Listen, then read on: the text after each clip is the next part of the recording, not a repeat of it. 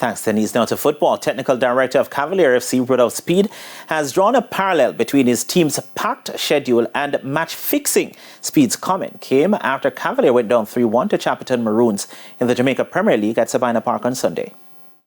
After going all the way through to the final of the CONCACAF Caribbean Cup, Cavalier would have missed a number of games in the Jamaica Premier League.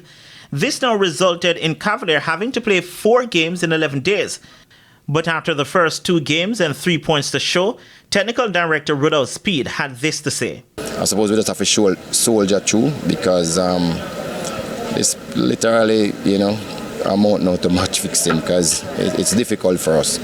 Speid is also questioning the knowledge of the person putting the fixture together. Well, it's like we are being punished because we are the champions. That's all I can say. Because there's no other team has ever gotten a fixtures like this to play so many games in so little time. We ask for postponement and like everybody just sitting and looking around and nobody is moving to correct the thing. But here's the problem. Most of those people are not technical people. They are just administrators. They sit down in an office and they never run 90 minutes yet, so they don't understand what the players are going through. With Montego Bay United to play on Wednesday and Humber Lion on Sunday, Speid says they will be honouring the fixture through pain. More than half a team now have niggling injuries. They are playing with pain and through injuries.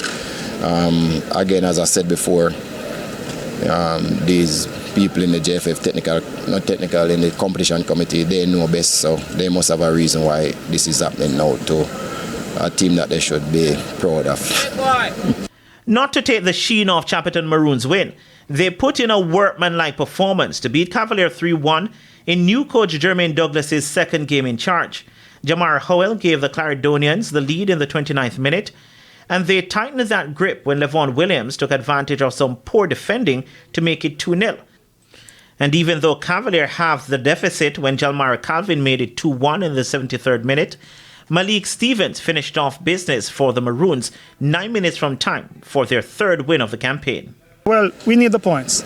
So regardless of the opponent, we have to get points. We were stuck at the bottom of the table and we needed to move ourselves up the table. So it was an important win. Defending champions, can't get any better than that, but we still have to continue to work.